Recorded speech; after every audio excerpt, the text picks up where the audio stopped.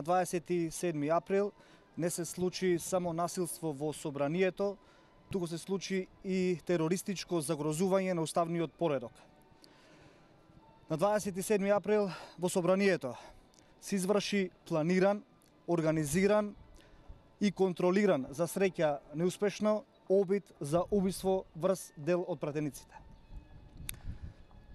Пресудите на дел од обвинетите, кои што ги видовме пред некој ден, представуваат срам за ова судство и се апсолутно несоодветни. Ако судот и обвинителството продолжат на истиот начин да ги третираат и останатите насилници кои што се обвинети, им порачувам дека ќе станат апсолутно соучесници во злоделата на 27 април. Јавното обвинителство мора посоодветно да се зафати со работата околу расветлувањето на овој случај, мора да се пронајдат сторителите, соодветно да се обвинат и соодветно да се казнат. Во спротивно ќе се испрати несоодветна порака во јавноста, порака на неказнување и наместо спласнување на ваквите негативни дејанија, ќе се изврши поттик на истите. Ви благодарам, доколку има прашања, повелете слободно. До кај разговорите со новата влада? Дали БЕСА ќе биде во новата влада?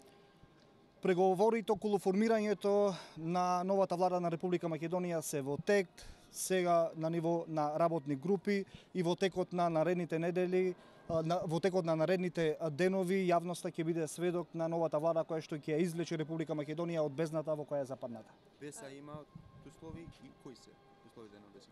Во овој момент условите се на ниво на работни групи. Нормално секоја од политичките партии си има своји барања, но во рок од неколку денови истите ќе бидат објавени во јавноста и врз основа на сите оние принципи кои што ние ги поставивме како партија која што има мандатар, врз основа на истите принципи ќе бидат формирани и новите коалиции, односно новата влада на Република Македонија.